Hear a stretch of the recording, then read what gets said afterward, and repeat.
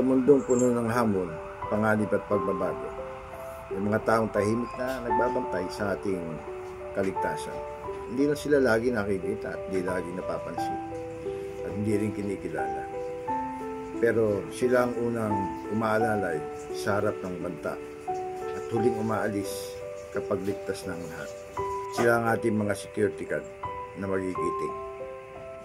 At sa likod ng kanilang mga uniforme ay may 4 na haliging bumubuo sa kanilang profesyon. This is Sep Santos ng Dagdag Kaalaman, Munting Kaalaman. Pag-aralan po natin yan. The 4 pillars of security guards o ang 4 na haligi ng isang gwardiya. Number 1, discipline. Ang disiplina ang unang sandata ng mga security guard. Ang disiplina ang nagsisilbing gulugod ng isang security guard. Ito ang dahilan kung bakit sila maagang mapasok sa tamang posisyon at laging handang gampanan ang kanilang tungkulin. Sa gitna man ng ulan, pagod, init, at puyat, sila ay nanatiling matatag. Dahil ang isang security guard na may disiplina ay ang guard na mapagkakatiwalaan. Pillar number 2, integrity. Ang katapatan ng isang security guard ay ang puso ng kanyang propesyon. Ang integridad ang tunay na sukatan ng isang matibay na security guard. Ito ang paggawa ng tama kahit walang nakakakita. At ito ang katampatang hindi nabibili. Hindi natitinag ng tukso, suhol at ang pansariling interes. Ang gwardiya na may integridad ay tagapagbantay hindi lang ng buhay at ari-arian, kundi ng tiwala ng publiko.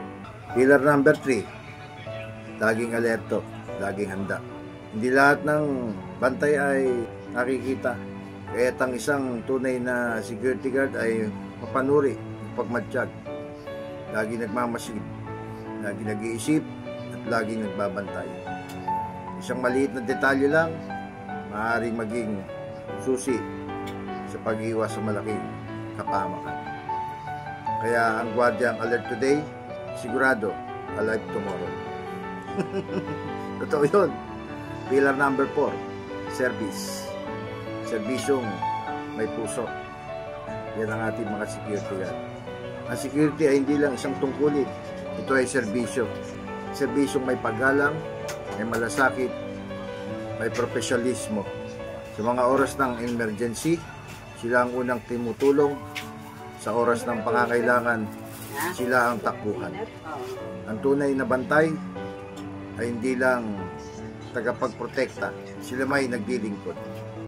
Ito po ang 4 na pillars of security guard o ang 4 na haligi ng security guard. Discipline, integrity, vigilance, and service.